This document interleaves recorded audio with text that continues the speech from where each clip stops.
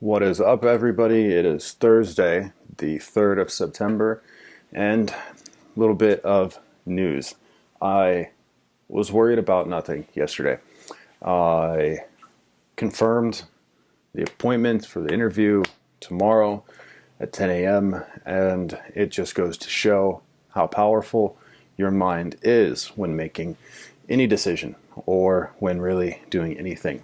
If you are not careful in how you think about stuff and not careful in how you look at the thoughts coming in to your head, you can get overwhelmed.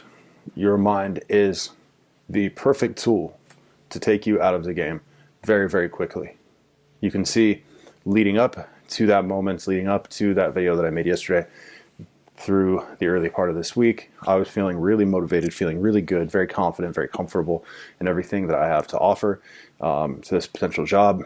And all at once, it's like that went away. And I was left doubting myself. And I'm sure many of you have dealt with similar things. I deal with it all the time. But recently, I've been trying to look at the root cause. What is the first initial thought that sparks that feeling, that tips off my brain that something is wrong? What is the first thought that is lying to me, I guess you could say?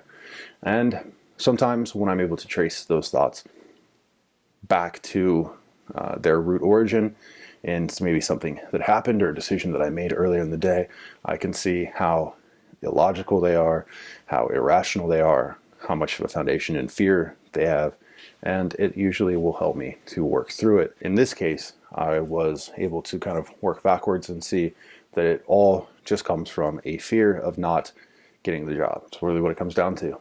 And that fear wants to take me out of a risky situation, a situation where I go out of my way to drive down there and end up getting denied, or they see some type of potential flaw in me as an employee.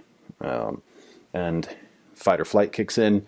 My brain lists every reason that I shouldn't go or won't be able to go, and then backs that up with reasons that they would choose not to hire me, things like that.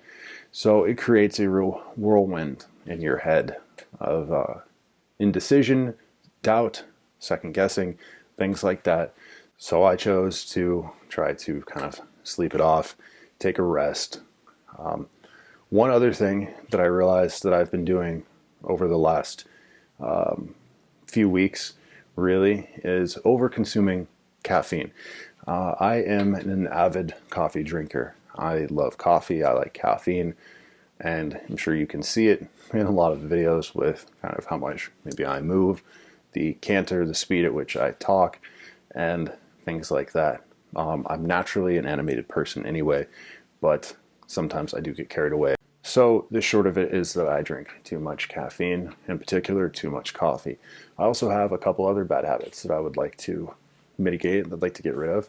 A couple of them have come back during the time inside quarantine thing, and no, I'm not talking about pornography. I'm talking about things like smoking, poor eating habits, and just generally not getting enough exercise. So I want to make a few different changes coming up to try to focus more on that. So assuming that this job and everything goes fine, the next major challenge in my life that I can be taking care of and tackling every day is going to be my health, right? Following that, the long term is going to be finances and everything that comes with that. We'll get into more of those particular things in the future, but for now, I know I can be doing a better job in taking care of myself on the day-to-day. If you can see, I do usually have a little bit of black circles. My face can be kind of swollen and puffy sometimes from poor dietary habits, and there's a plethora of other small micro things that I can make changes in. As I mentioned yesterday, I was already considering starting like a book review because I have a goal of reading one book a week over the next year in the process of making these videos, so I can compare and contrast how I feel and what developments have been made and what changes and positive effects have occurred. So I think I'll go ahead and get started next Friday on the first review. So that means I have 1 week to complete a book. And it just so happens that the other day I pulled a book out of my closet that I've been meaning to read.